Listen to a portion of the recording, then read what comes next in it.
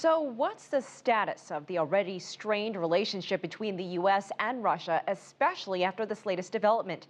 I'm joined by Phil Coyle in California. Phil's a senior fellow at the Center for Arms Control and Non-Proliferation. Welcome to the show. Good to be with you.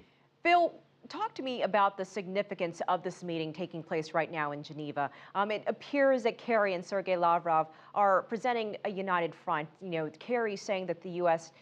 Its first preference is not a military strike on Syria. Can you talk about this meeting and how important it is? Oh, I think it's quite important. Both Russia and the United States have the capability to destroy chemical weapons. They've done it with their own stocks. Both countries have done it with their own stocks and could do it here with the Syrian stocks. I'd also like you to weigh in on the timing of Vladimir Putin's op-ed in the New York Times, especially with the Kerry-Lavrov meetings taking place right now. Is this political savvy on Russia's part? Well, I thought it was pretty smart of Putin. He's trying to be helpful here. And while many Americans didn't appreciate every single line in his op-ed, overall, his message was helpful.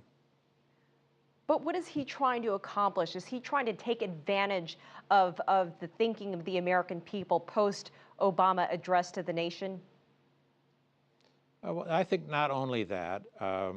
He's, first of all, trying to accomplish that the United States not strike Syria, not attack Syria. But he's also trying to find a way to get rid of those chemical weapons. He doesn't want Syria to have those chemical weapons any more than the United States does. And I think that's his ultimate objective, is to get rid of them. But everyone's talking about this supposed imminent threat that is still out there, but it isn't really, is it? I mean, everything seems to have drawn down since the president's address, since these meetings in Geneva.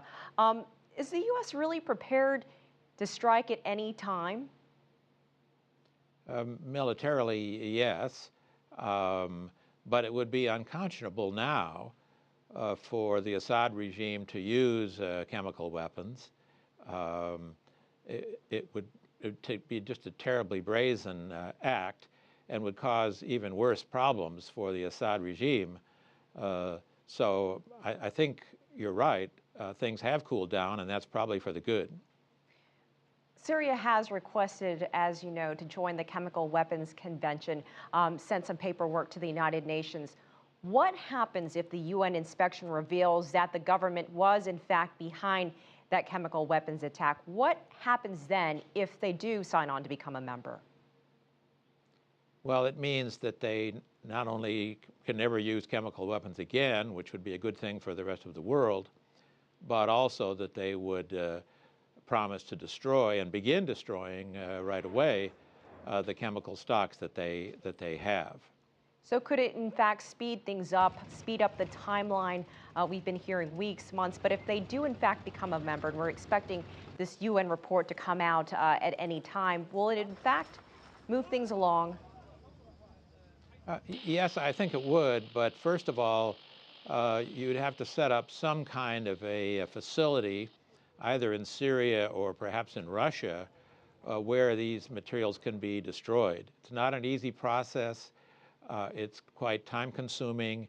Russia itself is about 2/3 of the way through the process of destroying all of its chemical weapons, and they've been doing that for years, as has the United States.